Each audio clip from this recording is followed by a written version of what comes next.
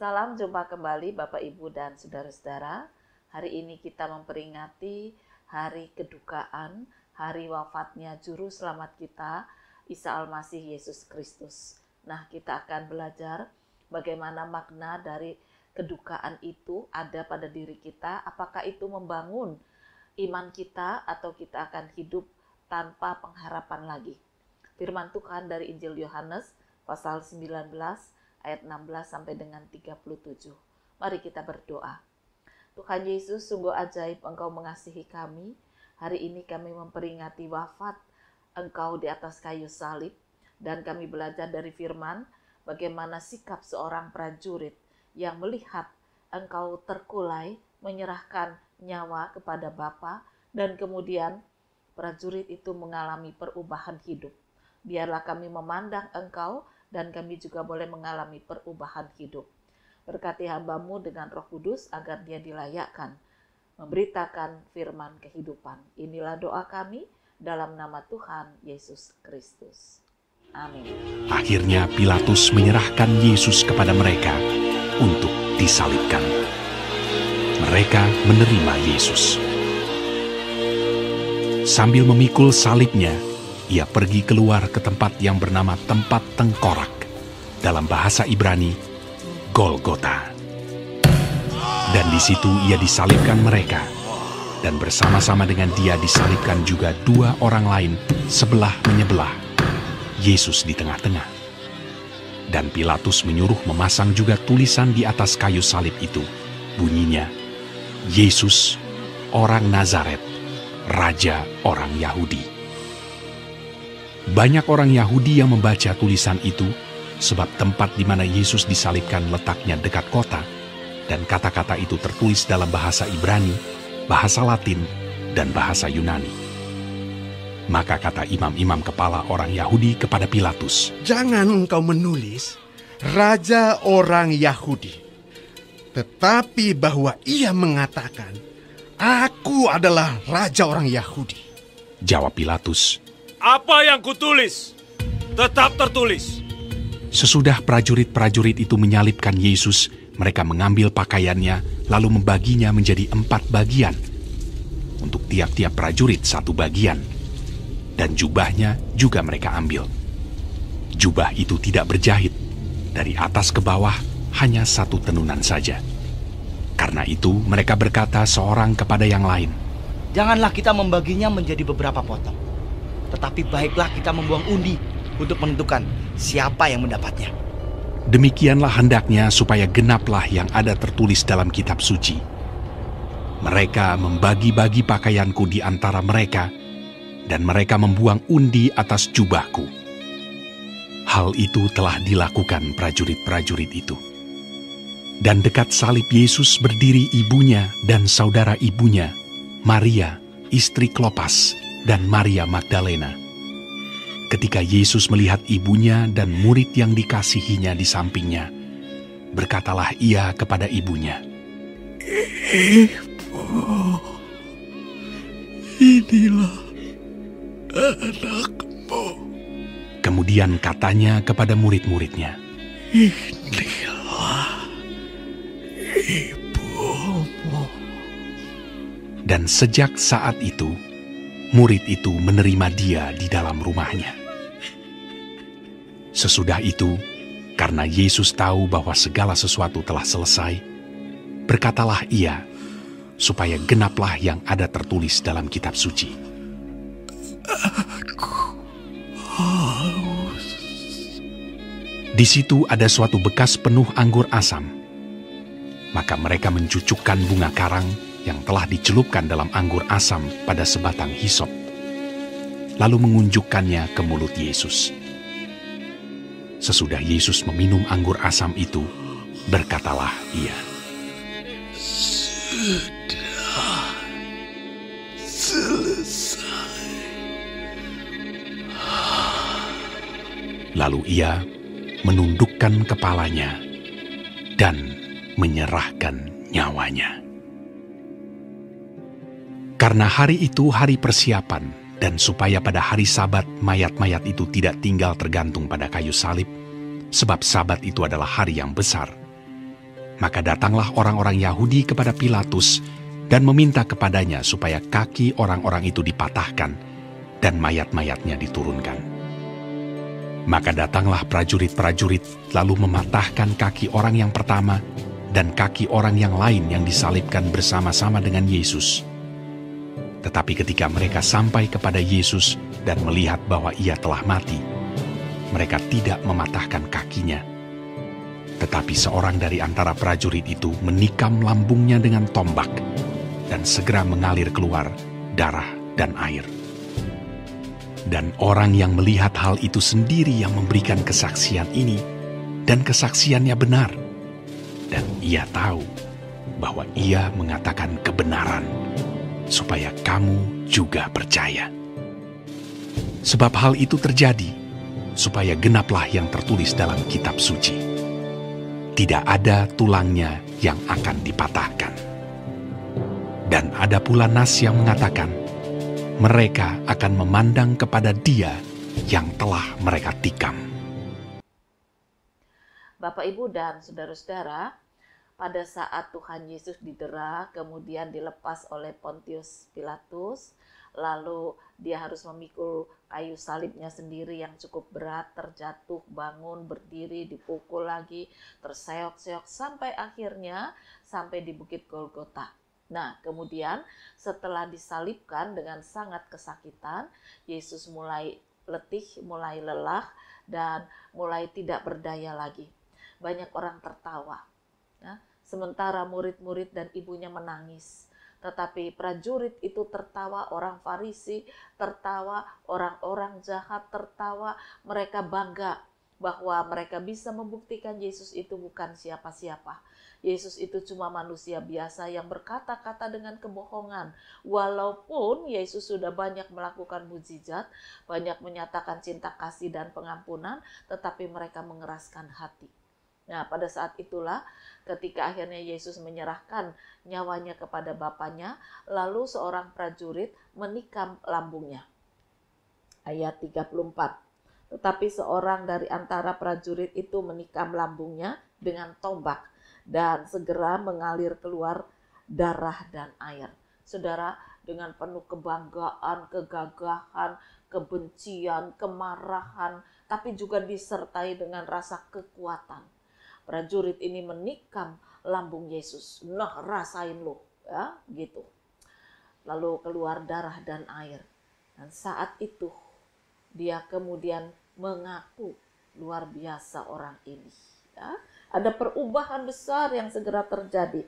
Dan orang yang melihat hal itu sendiri yang memberikan kesaksian ini, dan kesaksiannya benar, dan ia tahu bahwa ia mengatakan kebenaran, supaya kamu juga percaya. Sebab hal itu terjadi supaya genaplah yang tertulis dalam kitab suci. Tidak ada tulangnya yang dipatahkan.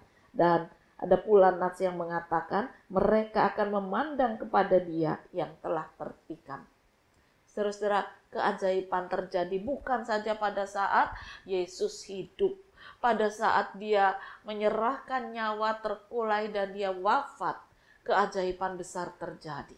Yaitu orang yang dengan gagah, dengan bangga bisa menusuk lambung Yesus, bisa mencabuk tubuh Yesus, bisa memaku tangan Yesus, bisa memberi mahkota duri pada kepala Yesus, bisa menyiksa Yesus. Dia tertawa, dia bangga, dia rasa aku kuat, aku menang, engkau ini siapa? Tetapi pada saat itu juga dia mengalami perubahan yang besar. Dia katakan, sungguh orang ini bukan orang biasa. Sungguh orang ini adalah anak Allah.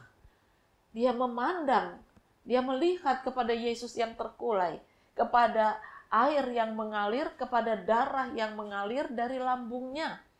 Dan saat itu ada perubahan besar. Dia sadar bahwa dia bukan siapa-siapa. Dia sadar bahwa dia adalah orang jahat, orang yang menyiksa orang benar, orang yang melakukan kejahatan demi kepuasan emosi. Nah, di sini kita bisa melihat apa yang dikatakan firman Tuhan semua tergenapi. Bahwa tidak ada tulang yang dipatahkan, dan kemudian dikatakan mereka akan memandang kepada Dia yang telah mereka tikam. memandang. Apa artinya?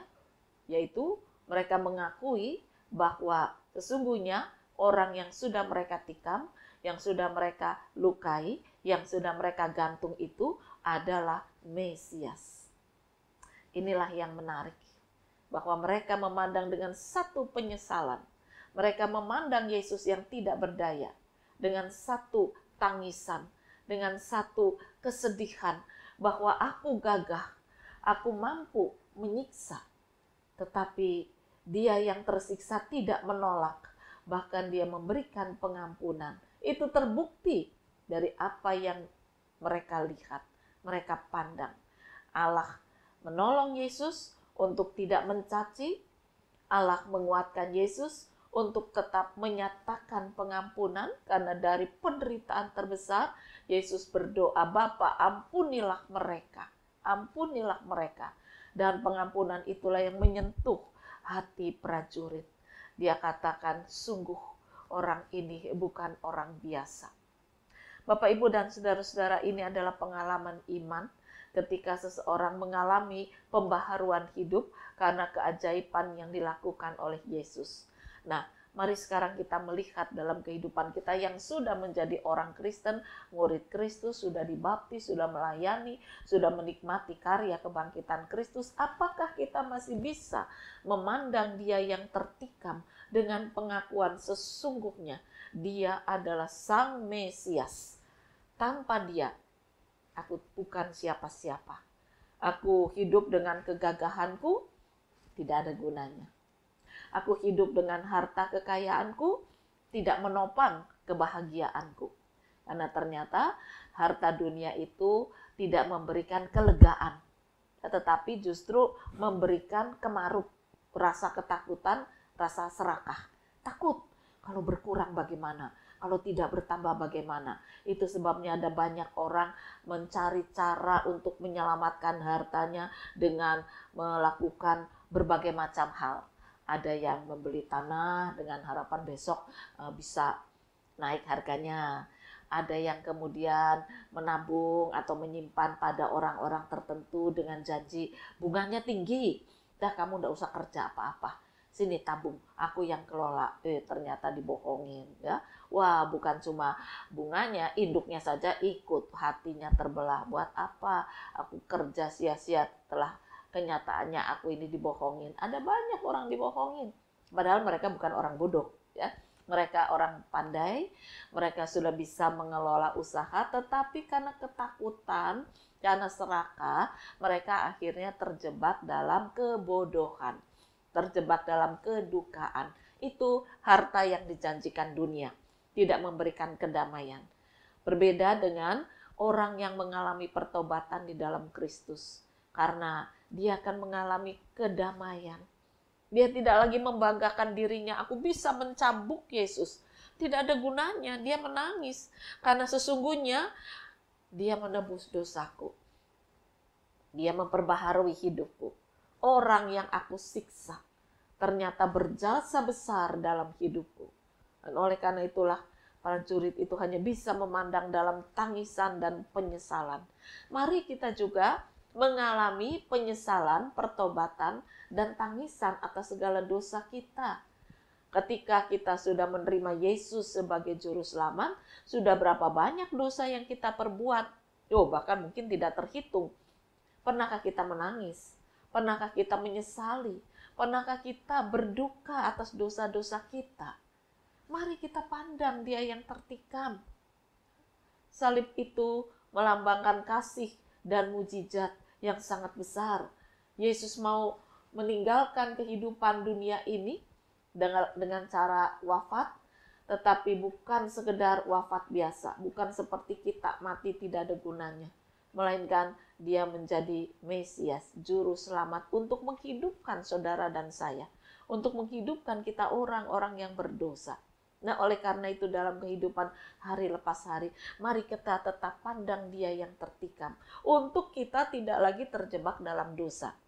supaya kita tidak lagi jatuh di dalam kebodohan-kebodohan, di dalam kemarukan, di dalam keserakahan, di dalam ketakutan, di dalam ego kita, di dalam kesenangan-kesenangan pribadi yang berdalih pelayanan, yang berdalih macam-macam, ya. Tetapi sebetulnya Tuhan tahu apa yang ada dalam hati kita. Bukankah kita senang, kita bangga, wah saya bisa jalan-jalan ketika melayani, wah saya bisa berjumpa dengan orang-orang tertawa-tawa, dolan-dolan, makan-makan. Itu semua kebohongan, itu semua kejahatan, itu semua dosa. Pandang dia. Dia memberikan kepada kita hikmat hidup baru untuk punya cinta kasih yang besar dalam keprihatinan yang mendalam terhadap dosa. Sehingga ketika kita melakukan kehidupan, menjalani kehidupan, dan melayani sesama dari hati yang sudah disembuhkan oleh Yesus, diperbaharui, tidak akan ada kepalsuan-kepalsuan. Tidak akan ada mudah tersinggung, tidak akan ada kejengkelan, sakit hati, melainkan kita belajar untuk mengampuni, mengasihi, dan hidup bersama dalam kerukunan. Bagaimana kuncinya? Pandang dia yang tertikam. Terus kita memandang dalam kehidupan hari lepas hari. Maka kita akan diingatkan dia sudah wafat untuk memberikan kebebasan kita dari segala dosa. Peganglah firman Tuhan ini menjadi kekuatan hari ini dan hari esok. Tuhan memberkati firman-Nya. Amin. Mari kita berdoa. Tuhan, seringkali kami tidak memandang Engkau sebagai yang tertikam untuk menebus dosa kami. Kami memandang Engkau sebagai Yesus yang sudah bangkit dengan segala kekayaan, dan kami mencari kekayaan untuk kepribadian hidup kami, keluarga kami, kesenangan kami, ego kami. Ampuni kami, sebab semua itu ternyata salah di hadapan Tuhan. Biarlah kami memandang Engkau yang tertikam dengan keprihatinan bahwa kami tidak bisa lepas dari dosa. Sekarang ketika kami memandang lagi, perbaharuilah diri kami. Segala dosa kami Tuhan buang dan Tuhan ampuni, supaya kami boleh hidup dalam kekudusan dan kami tidak lagi bergantung kepada kesenangan-kesenangan dunia. Kiranya Tuhan berkarya, memberikan kepada kami kekuatan hidup baru.